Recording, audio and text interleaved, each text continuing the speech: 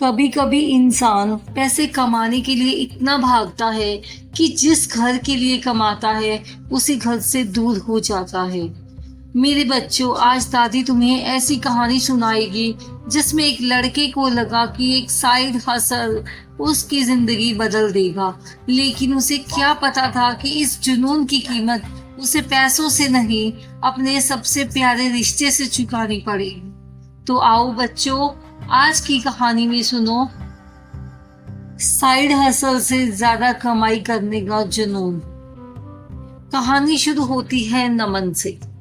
हर सुबह नमन की आंख खुलती थी तो सबसे पहले वो अपने मोबाइल की स्क्रीन देखता था। सुबह के 7 बजे फोन में नोटिफिकेशन, इंस्टाग्राम पर किसी की कमाई का स्क्रीनशॉट, यूट्यूब पर किसी की सक्सेस स्टोरी। मैंने नौकरी के साथ महीने के 2 लाख कमाए। साइड हसल ने मेरी जिंदगी बदल दी। 9 से 5 छोड़ो, अपने जिंदगी के मालिक बनो। नमन इन वीडियोस को देखता और मन ही मन सोचता, अगर ये लोग कर सकते हैं तो मैं क्यों नहीं। नमन एक अच्छी नौकरी करता था। सैलरी बहुत ज्यादा नहीं थी, लेकिन घर ठीक ठाक से चल रहा था। उसके पिता शेखर एक छोटी सी दुकान चलाते थे। माँ सविता घर संभालती थी और छोटी बहन काव्या कॉलेज में पढ़ती थी। पर नमन को लगता था कि जिंदगी में सिर्फ नौकरी से कुछ बड़ा नहीं किया जा सकता। एक रात उसका दोस्त दक्ष उसके घर आया। दक्ष ने मोबाइल निकाल कर कहा, देख नमन, मैंने पिछले महीने साइड हसल से 32,000 रुपए कमाए। नमन ने हैरानी से पूछा, सच?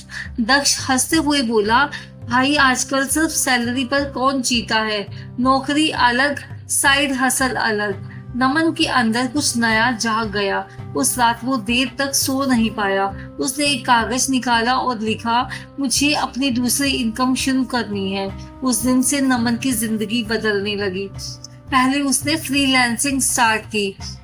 रात को नौकरी से लौट कर लैपटॉप खोलता, फिर इंस्टाग्राम पेज बनाया, फिर यूट्यूब शुरू किया, फिर अफिलिएट मार्केटिंग सीखी, फिर ऑनलाइन ट्रेडिंग के वीडियो देखने लगा। उसका मोबाइल अब सिर्फ मोबाइल नहीं था, उसकी पूरी दुनिया बन चुका था। सुबह उठते ही फोन, नाश्ता करते हुए फोन, ऑफिस जाते हुए फोन, रात को बिस्तर पर फोन, और धीरे धीरे परिवार पीछे छूटने लगा। एक शाम सविता ने आवाज लगाई, नमन बेटा, खाना लगा दिया गया है। नमन लैपटॉप में व्यस्त था। माँ आप खा लो, मैं बाद में खा लूंगा। सविता ने धीरे से कहा, बेटा आज सब साथ बैठकर खा लेते हैं। नमन चिढ़कर बोला, माँ समझा करो ना, ये जरूरी काम है। सविता चुप हो गई। टेबल पर खाना ठंडा हो रहा था और माँ की आंखों में बेटे के लिए इंतजार। कुछ दिनों बाद शेखर ने नमन से कहा, बेटा रविवार को दुकान पर थोड़ा हाथ बटा देना, मुझे बैंक भी जाना है। नमन ने तुरंत जवाब दिया, पापा रविवार को मेरा सबसे जरूरी दिन होता है। शेखर ने पूछा, क्यों? नमन बोला, साइड हसल का काम है पापा, बाकी लोग छुट्टी करते हैं तभी तो हम आगे निकलेंगे। शेखर कुछ पल चुप रहे, फिर मुस्कुराकर बोले, ठीक है बेटा। लेकिन जाते जाते उन्होंने बस इतना कहा, आगे निकलना अच्छा है, बस इतना आगे मत निकल जाना कि पीछे मुड़ कर देखने वाला कोई ना बचे। नमन ने बात सुनी जरूर, लेकिन समझी नहीं। कुछ महीनों में नमन की दूसरी इनकम आने लगी। पहले 5,000, फिर 12,000, फिर 25,000। एक दिन उसे 48,000 का पेमेंट मिला। उसने खुशी से दोस्त दक्ष को फोन किया, भाई हो गया। दक्ष ने पूछा, क्या? मेरा साइड इनकम मेरी सैलरी के करीब पहुंच गई। दोनों बहुत खुश हुए। नमन ने उस दिन घर पर मिठाई बांटी। माँ बहुत खुश हुई। सविता ने बेटे के सिर पर हाथ रखा और कहा, भगवान तुम्हें हमेशा खुश रखे। नमन मुस्कुराया। उसे लगा, मैं सही रास्ते पर हूँ। और सच कही तो वो गलत रास्ते पर नहीं था। गलती बस इतनी थी कि उसने कमाई को जिंदगी से बड़ा बना दिया था। अब नमन का लक्ष्य बदल गया। वो कहता था, मुझे महीने के 20,000 एक्स्ट्रा कमाने हैं। अब कहता था, मुझे 1 लाख एक्स्ट्रा कमाने हैं, फिर 2 लाख, फिर एक दिन नौकरी छोड़ दूंगा। हर बार लक्ष्य पूरा होता, लेकिन संतोष नहीं आता, क्योंकि साइड हसल अब कमाई का साधन नहीं, उसकी पहचान बन चुका था। एक रात काव्या उसके कमरे में आई। भैया, उसने बोला, हाँ कल कॉलेज में मेरा एनुअल फंक्शन है। अच्छा, आप आओगे ना? नमन लैपटॉप से नजर हटाए बिना बोला। कल? हाँ। काव्या, कल क्लाइंट की डेडलाइन है, शायद नहीं आ पाऊंगा। काव्या कुछ सेकंड्स चुप रही, फिर बोली, आपने पिछले साल भी यही कहा था। नमन ने पहली बार उसकी तरफ देखा। काव्या मुस्कुराने की कोशिश कर रही थी। कोई बात नहीं भैया, और वो कमरे से बाहर चली गई। नमन ने फिर लैपटॉप खोल लिया। उसे क्या पता था कि काव्या जाते जाते अपने कमरे में जाकर उसकी एक पुरानी फोटो देख रही थी। वो फोटो जिसमें नमन उसके स्कूल के एनुअल फंक्शन में उसके साथ खड़ा था। अगले दिन नमन बहुत व्यस्त था। क्लाइंट का काम, video editing, messages, payments, notifications, उसका फोन लगातार बज रहा था। दोपहर में काव्या का फोन आया। नमन ने काट दिया। फिर फोन आया, उसने फिर काट दिया। फिर माँ का फोन आया। नमन ने सोचा शायद घर से कोई छोटी मोटी बात होगी। उसने फोन साइलेंट कर दिया। उस शाम उसका काम पूरा हुआ। उसे पेमेंट मिला 65,000। नमन खुशी से कुर्सी से उठ गया। उसने सोचा आज तो घर जाकर सबको बताऊंगा। लेकिन जैसे ही वो घर पहुंचा, घर असामान्य रूप से शांत था। दरवाजे पर जूते रखे थे, लेकिन घर में कोई आवाज नहीं थी। नमन ने माँ को आवाज दी, माँ। कोई जवाब नहीं। फिर उसे पड़ोस की आंटी दिखाई थी। उन्होंने नमन को देखा और कुछ पल चुप रही। फिर धीरे से बोली, बेटा तुम आ गए। नमन घबरा गया। क्या हुआ? आंटी ने कहा, तुम्हारे पापा की तबीयत अचानक खराब हो गई थी। नमन के हाथ से मोबाइल गिरते गिरते बचा। क्या? उन्हें अस्पताल ले गई है। नमन भागते हुए अस्पताल पहुंचा। अस्पताल के कमरे के बाहर माँ बैठी थी। उनकी आंखें लाल थी। नमन उनके पास बैठ गया। माँ, पापा को क्या हुआ? सविता ने कोई जवाब नहीं दिया, बस धीरे से कहा, अगर आज तुम घर पर होते। नमन की आंखें भर आई। माँ, सविता ने आंसू पोंछे। कुछ नहीं बेटा। कुछ देर के बाद डॉक्टर बाहर आए। उन्होंने बताया कि शेखर को अचानक चेस्ट पेन हुआ था।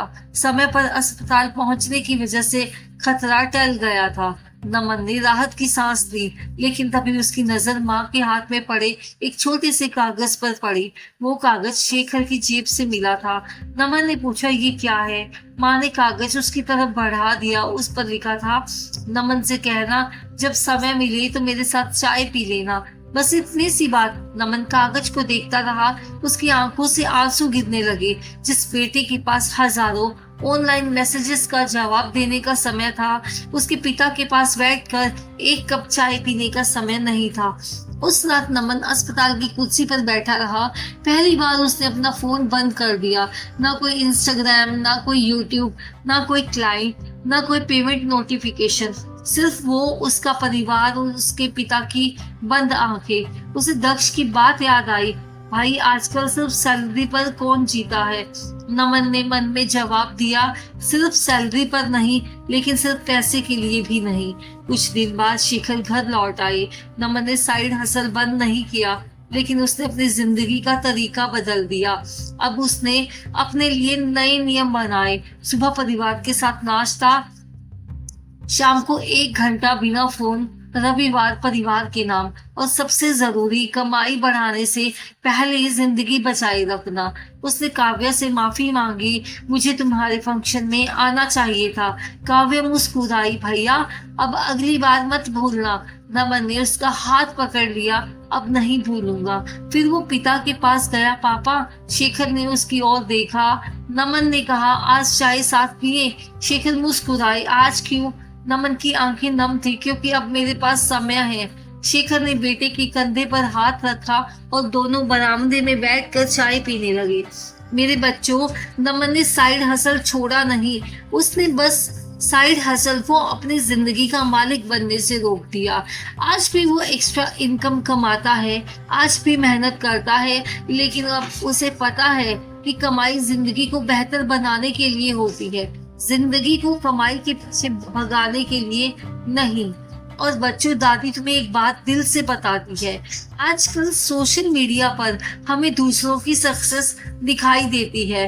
किसी का 1 लाख महीना, किसी की नई कार, किसी का नया घर, किसी की विदेश यात्रा, लेकिन कोई ये नहीं दिखाता कि उस सक्सेस के पीछे उसने क्या खोया, इसीलिए किसी की कमाई देखकर अपनी जिंदगी को छोटा मत समझना। साइड हसल करो, एक्स्ट्रा इनकम बनाओ, अपने सपने पूरे करो, लेकिन माँ की आवाज सुनने का समय भी रखो, पिता के साथ बैठने का समय भी रखो, बहन की बात सुनने का समय भी रखो, और सबसे जरूरी खुद के लिए जीने का समय भी रखो। क्योंकि बच्चों, पैसा वापस कमाया जा सकता है, लेकिन बीता हुआ समय वापस नहीं आता। और जिस दिन अपने ही घर में किसी अपने की आवाज सुनने के लिए तरस जाओगे, उस दिन दुनिया की सबसे बड़ी कमाई भी छोटी लगने लगेगी।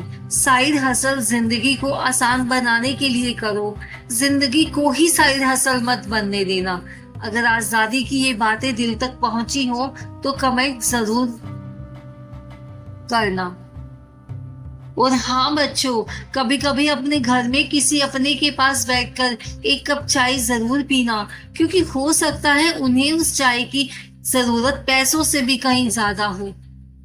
मैं फिर आऊंगी एक नई कहानी लेकर, तब तक अपना ख्याल रखना और अपनों का ख्याल रखना। और दादी माँ की चिट्ठी चैनल को सब्सक्राइब जरूर करना। धन्यवाद।